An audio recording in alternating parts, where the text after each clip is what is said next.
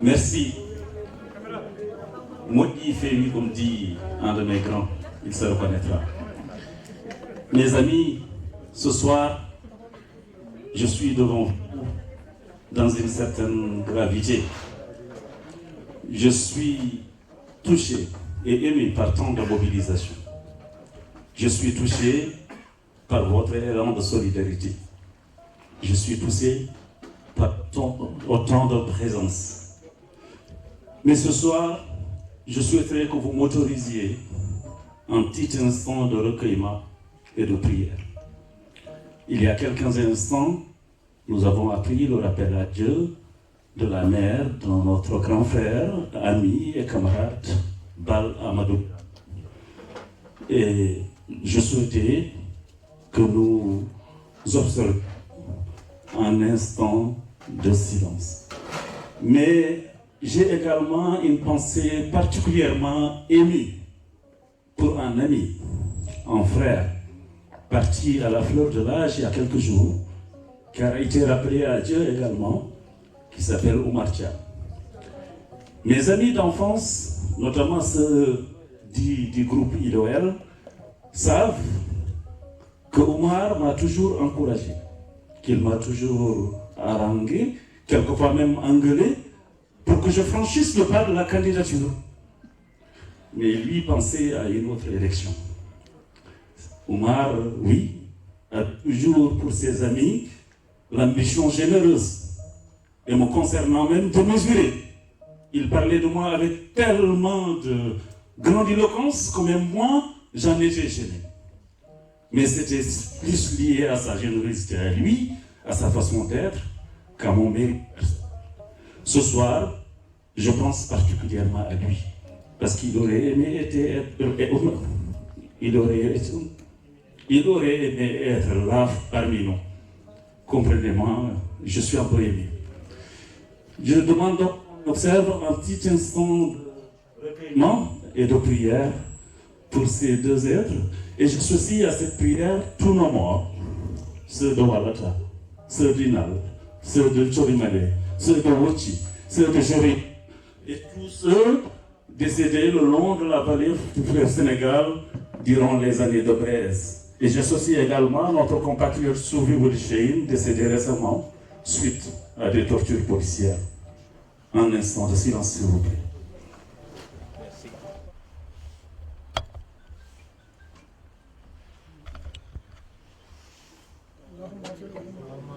Qu'Allah les entoure de son infinie miséricorde. Mes amis, si je suis touché par votre mobilisation, c'est parce que je pense que finalement, chacun d'entre vous aurait pu être à ma place, parce que finalement, j'ai en face de moi une diaspora militante. Des gens dont le parcours, dont l'engagement militant ne souffre d'aucun doute. Et c'est ce qui me touche le plus aujourd'hui. Je suis candidat et j'ai des idées. Je n'ai pas d'argent, mais j'ai une vision. J'ai une certaine conception de ce que c'est qu'être un député. J'ai la faiblesse de penser que député, je pourrais parler en votre nom, me saisir de la tribune que constitue l'hémicycle de l'Assemblée nationale pour vous y représenter en l'espérant dignement. Votre mobilisation montre qu'il y a de la souffrance au sein de la diaspora. Cette souffrance, croyez-moi, je l'ai repérée parce que ça fait 25 ans que je vis parmi la diaspora. Cette souffrance, elle s'appelle inaudibilité, elle s'appelle invisibilité, elle s'appelle angle mort. Nous sommes, en tant que communauté de la diaspora mauritanienne, dans l'angle mort de l'État. Ceux qui conduisent savent de quoi je parle. L'État ne nous voit pas parce que nous sommes dans un angle mort, parce qu'il ne fait pas attention à nous. Mon ambition, c'est de rendre la diaspora visible.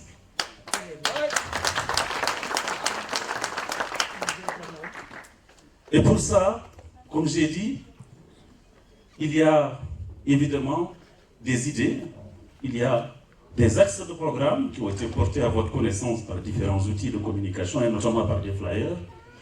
Mais l'idée phare à laquelle je pense pour la diaspora, c'est de faire de cette diaspora une région à part entière. une région qui a vocation à rester évidemment virtuelle, mais qui a tout son sens. Parce que faire de la diaspora une région, c'est obliger l'État, dans sa vision des politiques publiques, à penser en permanence à la diaspora. Très bien. Je donne un exemple simple. Aujourd'hui, si l'État le gouvernement formule l'idée, par exemple, de développer l'agriculture, de penser à faire des concessions foncières, bien sûr que dans sa vision paradigmatique, elle pense à toutes les régions de la Mauritanie. Il y a une catégorie de la population mauritanienne qui est oubliée, c'est celle qui ne se trouve pas sur le sol national. Est-elle pour autant moins préoccupée par le développement du pays? Je ne le pense pas. Je pense même qu'elle fait partie des catégories de la nation qui pensent le plus au pays parce que précisément elle en est éloignée. Et donc, je pense que cette préoccupation que la diaspora a de la Mauritanie et pour laquelle elle se mobilise au quotidien, bravant le froid, bravant la chaleur, bravant tout ce que nous connaissons ici au niveau de l'étranger, elle mérite enfin d'être reconnue. Et je pense que la meilleure façon de la faire reconnaître, c'est de porter sa voix à l'hémicycle de l'Assemblée nationale, de la faire entendre. Je ne serai que votre haut-parleur là-bas. Bien sûr, tout ce que je dis là, ce sont des choses auxquelles vous pensez naturellement au quotidien. Il faut bien un pour le faire. Je vais être celui-là. Ouais.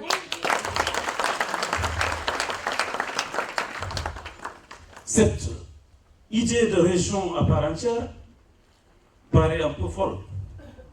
Mais croyez-moi, elle est particulièrement réaliste.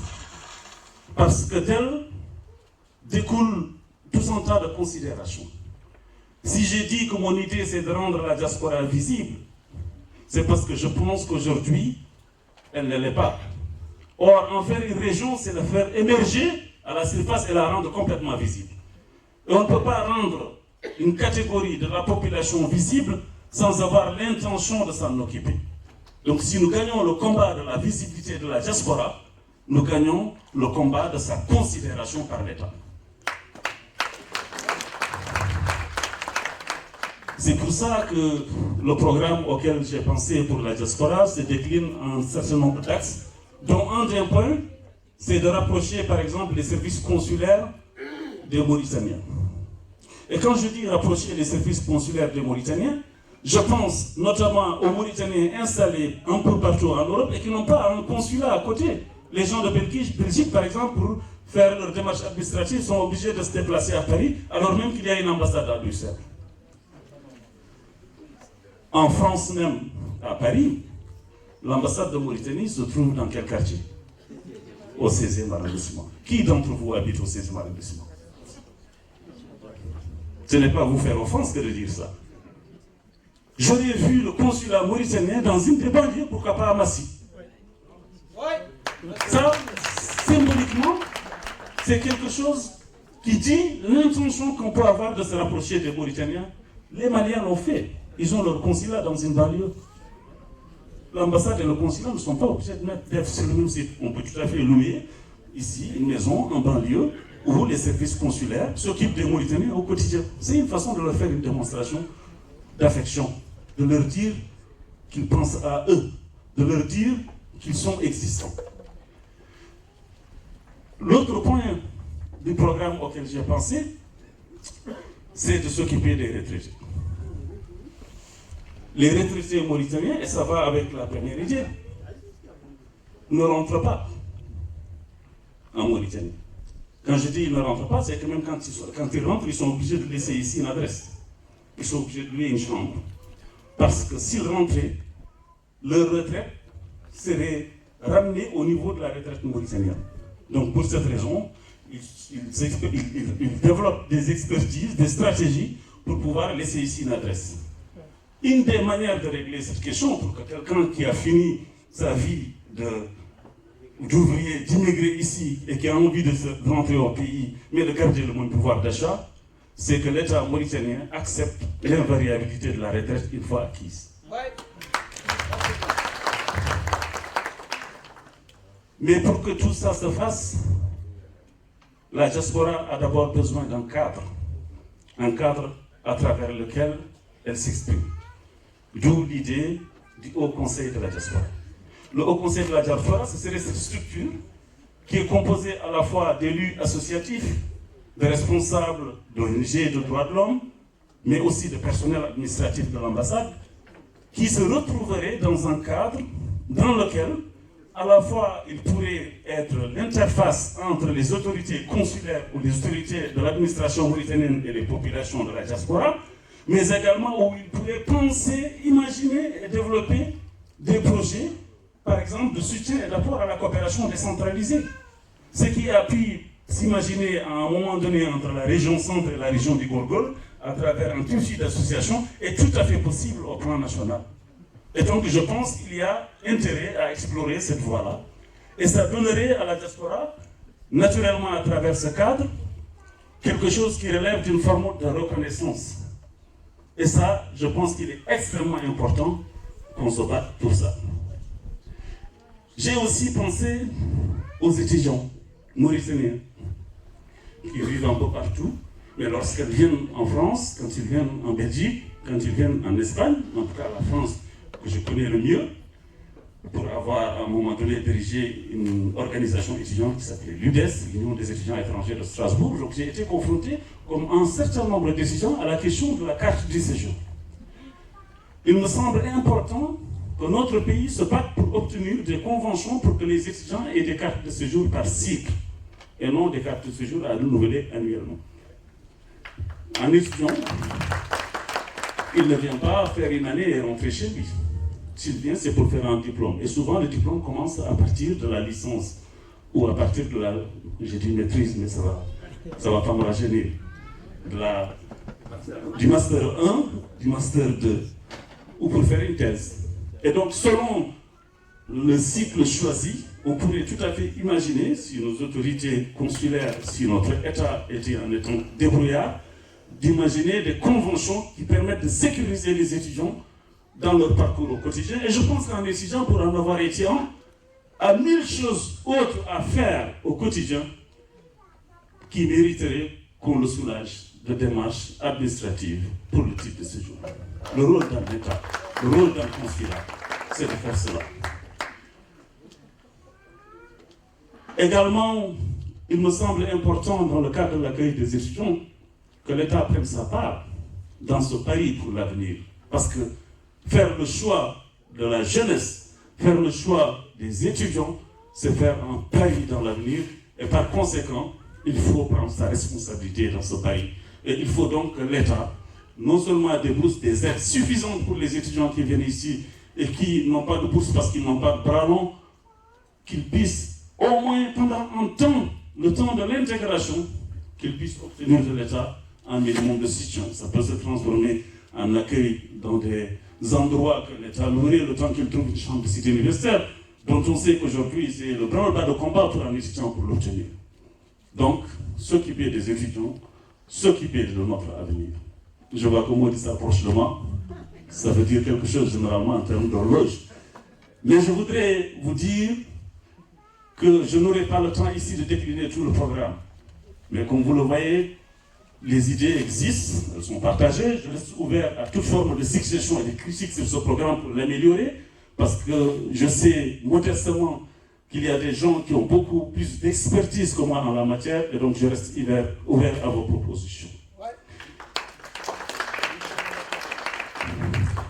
Je n'ai pour ma part que mon engagement, ma volonté constante à faire changer les choses.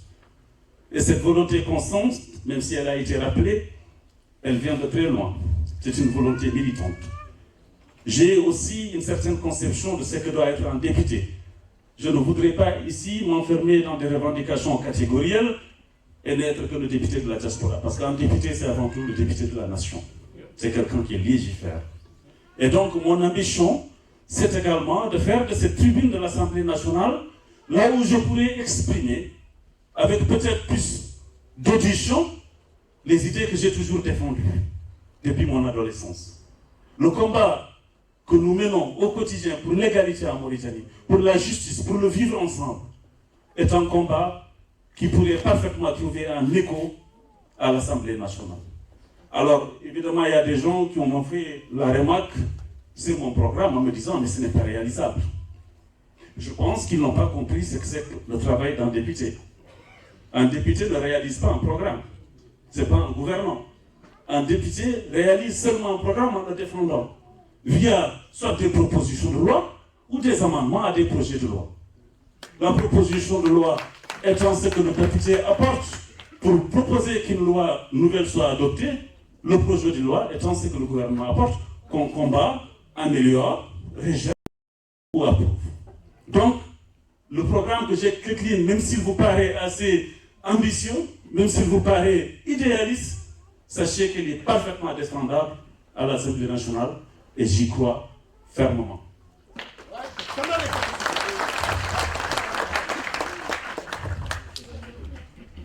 Mes amis, je n'ai pas l'intention ici de vendre quelque chose que je n'ai pas. Je n'ai pas l'intention ici de vous faire croire à un discours qui me permettrait juste d'être élu. C'est pour ça que mon engagement, ici devant vous, va être un engagement simple. C'est celui de la constance. Je continuerai d'être ce que j'ai toujours été. Quelqu'un qui croit en les idées. Je ne reviendrai pas sur ces idées-là, elles ont été déclinées ici. Je continuerai à me battre pour les mêmes choses. Et si j'étais élu député, croyez-moi, vous m'entendriez à l'Assemblée nationale. Je ne ferai pas un mandat de 5 ans qui soit complètement inaudible pour venir réclamer à nouveau vos voix. Si je dis que je serai un député bruyant, croyez-moi, je le serai.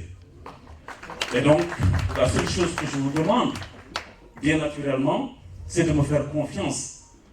C'est de m'aider, de nous aider avec Dieynaba à porter vos voix à l'Assemblée nationale de la manière la plus tonitruante, de la manière la plus dérangeante pour le pouvoir, de la manière la plus bousculante pour le système. Croyez-moi, nous le ferons. Je suis très ému par votre présence. Je remercie tous pour votre mobilisation. Je remercie l'ensemble du vivier mauritanien ici à Massy. Oui, grand frère, je sais qu'il y a beaucoup de gens de Bagodine, il y a beaucoup de gens de Gabé, beaucoup de gens de Winding, d'Ambagne, de Ferrella, de Djouol, de Keidi bien sûr. Il y a beaucoup de gens de toutes nos contrées qui sont ici en Île-de-France et qui sont en attente que quelqu'un vienne leur dire « Venez avec moi, battons-nous pour ce qui nous réunit, c'est-à-dire nos droits ici, mais les droits aussi des nôtres là-bas, parce que je sais que quelqu'un de la diaspora vit ici, mais son esprit est là-bas. Et j'aimerais que vous m'aidiez à vous aider à faire le lien entre ici et là-bas. Je vous remercie. Ayo diaspora Europe ali, ebengari, ebengar de mo beko.